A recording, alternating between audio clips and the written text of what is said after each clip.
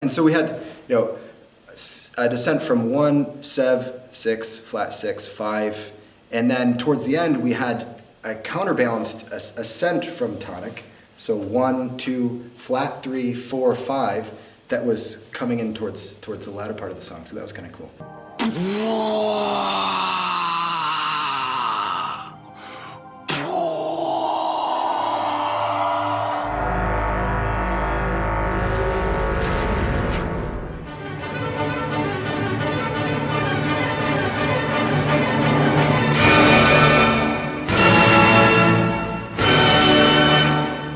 Okay, so this is SHINee. This is a male group. This is yet another B-side song. This was released in 2016, and it was composed by Andreas Oberg, Simon Petrin, and then Maja Kuok and Gustav Karlström. Ready?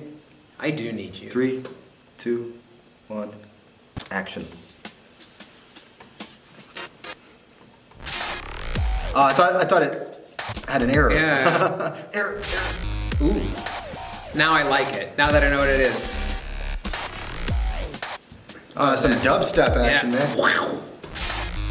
Skrillex is in the house, man. That fat bass, man. They love their just half-step motions. I need to put this on my iPod, man. I need to listen to this when I go to the gym. It's great music.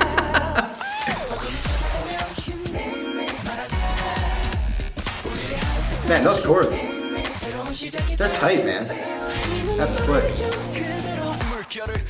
I like the kind of unequal rhythm that's happening, especially on the shorter notes. Yeah. The beat's very steady, but there's a lot going on, a lot of syncopation.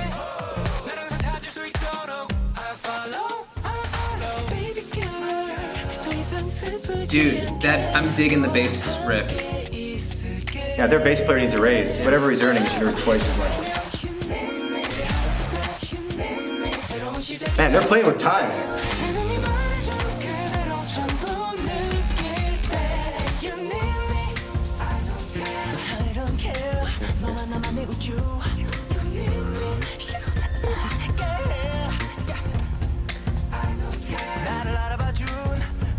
I'm not as into breakdowns like this, where it's just the sparkly stuff. I'm not.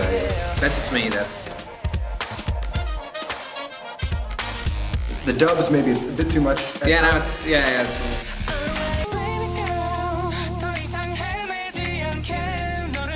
Oh yeah. Man.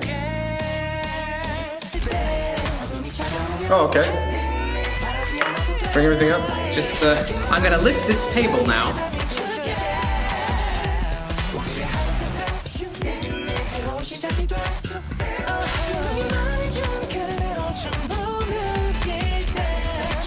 Huh. Oh, they were saying you need me. Okay. Yeah, I wasn't even reading the lyrics. I was too fixated on the chords.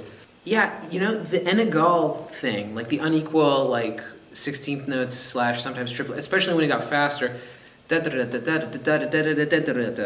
I don't know. But that was very interesting, and the way that the bass imitated that at various points, that was nice. And then those moments of very audible chromatic descent throughout the harmonies while changing the voicing and the chord at the same time. I didn't catch the chord progression exactly. That one that we were both like, whoa, okay. Yeah. These guys are all classically trained, you said? Yes, the people who wrote this music who aren't in the band, they're Swedish! That's what they are. Dirty Loops is a Swedish band.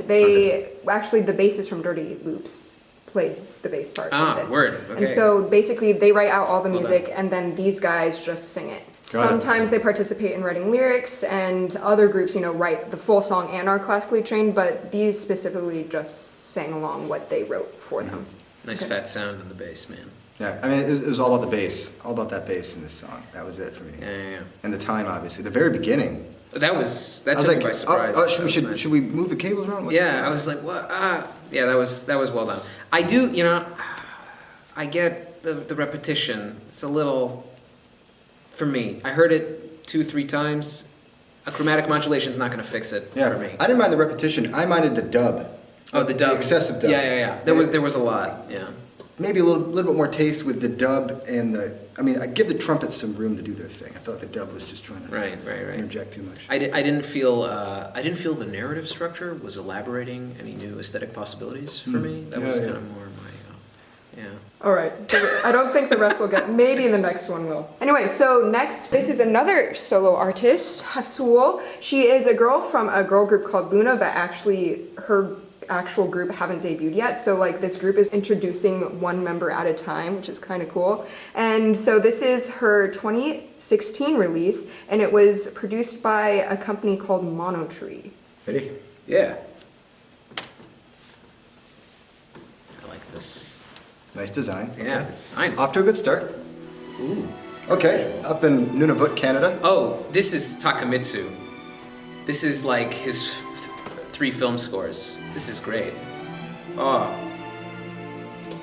Akira Kurosawa films, man. You gotta watch those. What? It's hard to place. Now it sounds like a Zelda theme song. It's a little bit. N64. You know, the MIDI like kills it, actually. Yeah. Like playing through Hyrule's forest or something. That was a little cliche. Why do they use these MIDI synth sounds? No, the 5 of 5 is there, but you know, harmonically it's just not as interesting as some of the other ones. It's almost like they knew that because, man, the images are just like glorious and look spectacular. Where are they? Yeah. I don't know. Iceland, Yeah, I but- think? You have like an Indiana Jones plane that crashed. Bad choice of shoes, I think. Oh boy. For the terrain. Oh, she's probably like killing Cupid or something. What's that? You think she's killing Cupid or something? Or? They really like that forward to minor 4 then down a half step, too. A hallmark of the style. Oh, there's the bird from earlier. That's That was it. They're that's just prepping you. That's like prefacing All the end part of the narrative. Right. No, that's it. They're prefacing the end of capitalism. They're like, see, we told you to buy a bird. That's it. That's it. Oh, that was a dramatic ending. Wow. All That's right. actually 2 in a row that have quite dramatic Yeah, the endings are endings. unexpected usually. Yeah. Yes, so I am curious, and the fans are curious, what about this was more generic? Well, I think it shares a lot of characteristics of the other ones we watched. A lot of them seem to be based around circle of fifths with little deviations every once in a while. So lots of 6 to 5 once. And, well, for this, and going back and forth between relative keys. Yeah. We got that a lot with this one. That was. And we went from a minor key to a half diminished key, I think, or a half diminished chord, I think a third below it. That was a feature of, I think, a previous song that we listened to. Yeah. So For me, there was actually not as much variation in the inner voices also, and the timbre. I can't emphasize enough how much it kills a song for me, Yeah. having bad, like uninteresting timbre. Like, you know, you could, I mean, Yep. MIDI sounds can work, but it's when it's low quality like that, and it's just very, I don't know, it just kind of ruined it. And then again, like, the repetition, some of the other ones, the repetition could sustain itself because there was enough variety in either the timbral shifting or in the voicing of the harmony or in the Yeah. bass line or in the harmonic progression. It could work okay. This one, it was more, I don't know, kind of a throwaway for me. yeah, I would agree. I mean, there's a trade-off in complexity with every song. You have complexity in one parameter and the other one is simpler to counterbalance. Here, I think there's a lot of complexity in the rhythm and time, as with a couple of the other ones we saw. And perhaps the producers or the people who arranged it decided to simplify the harmonic progression as a result. Okay, well, let's move on to our last one. This one, in my opinion, will not let you down. We'll see. Okay. I think it might blow your mind. Well, none of these have let me down. I mean, these are all Yeah. amazing. I'm excited. Yeah, I'm glad. Okay, so this is Jin Ah, another solo artist, except she's more of like a K-indie, jazz, R&B solo artist. She isn't really in the K-pop scene, even though her music does delve in the pop genre. You're about to react to yet another B-side song. It is called Stairs. This was written and composed by Jin Ah and arranged by Simon Petrin, who worked on the You Need Me track. Okay. And she is both the vocalist and the pianist in this track. All right. You want to do this one togetry? We can. Oh, yeah. Let's do it together. Oh, Let's- dramatic. Okay, here we go. Ready? 1, Ready. 2, 3. Sorry, I stole all the joy. I dig this.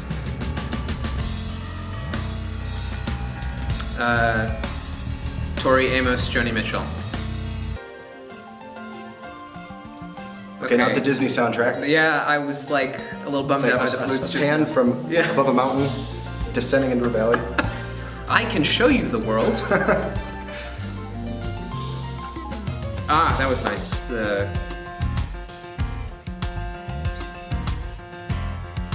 This is Nice more, you know, step descent bass. VJ Iyer, almost, what's his name? The guitarist. There's your 5 of 5 again, but with an alteration. They base even the ends of verses around this movement to the dominant. Yeah, everything's centered around the dominant. Yeah. It's a nice set of harmonies there. Okay.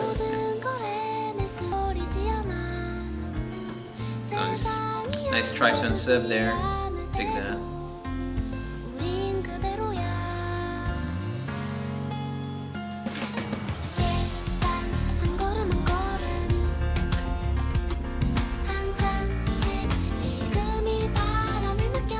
It's very interesting, the prosody. Wow. That was 1, 7, 6, 5, 4, 5, sharp 5, 6, 5, 4, 3, 2. Just like a snake descending through the scale. That was interesting.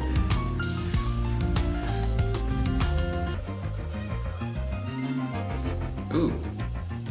Now we're getting into some disco territory. Oh.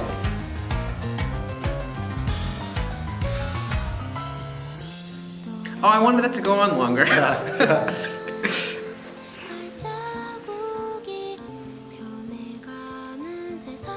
There we go, okay. Yeah. Sharp 4, 4, minor 4 of course, as always. Right to 1. Ooh, flat They 3, I love like that that. modal We mixture. didn't hear that before. Yeah. It's nice.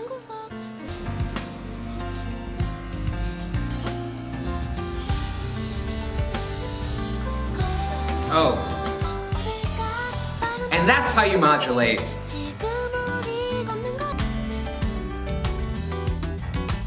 Nice. Oh yeah. The pianist seems a little nervous. I don't know. It sounds what? He seems a little nervous, the Oh. pianist.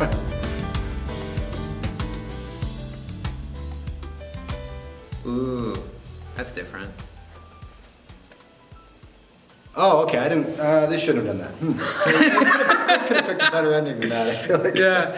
I'm always underwhelmed with slow fades at the Oh, end. with slow fades? Yeah, just generally. Even if it's in Yeah. like Led Zeppelin, but especially here. I actually, I wish, the one thing I wished throughout the song, I was like, because I really liked the first couple of, choruses, and I liked some of just the natural prosody of the text, right? So the rhythmic aspect of the way it was enunciated. But then I wished that she had taken kind of the improvisatory element that was like in the piano and elaborated also on the words a little bit and treated them a little bit differently, even melodically just adding something. That's something that we haven't really heard a lot of vocal elaboration. It's always mostly in the harmonies or in the accompaniment, which is nice, but I guess that's a genre thing.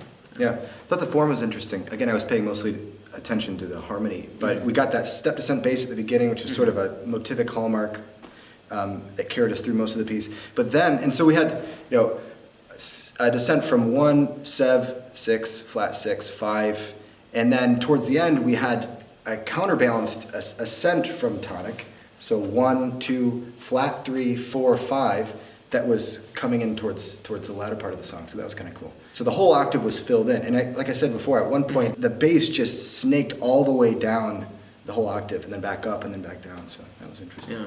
No, this opened my eyes to a whole new musical world.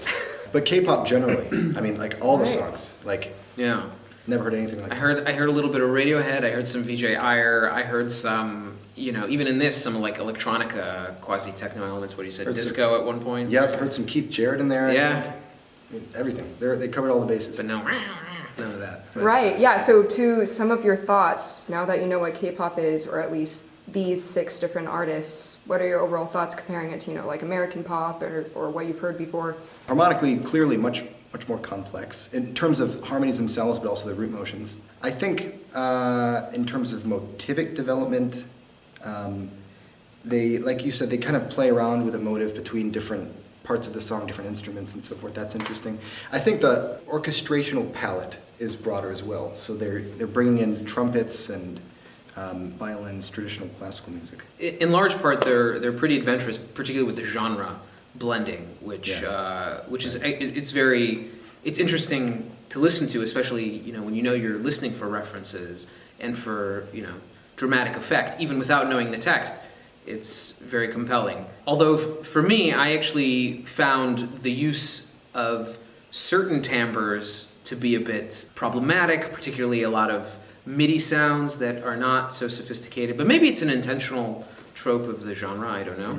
But it's certainly a wonderful introduction to a whole host of other musical possibilities. For me, the most interesting thing was, of course, the voicing of the harmony. That was by far the most sophisticated thing about it for me, and the way that you have the possibility in a pop song to have these really elaborate and morphing harmonic schemes. That's the most interesting thing. Right. I feel like if you were to box this into some kind of genre or hybrid genre, I would say it's pop fused with contemporary jazz. That's kind of like, those are the 2 main influences that I heard. Last question, which one was your favorite out of the 6? Let me think. Oh, the one with what is his name? The deer? Deer, that's it. Yeah, nailed it. That one. I the like that one. The one with the bass that we were talking about. Which one was You that? Need Me?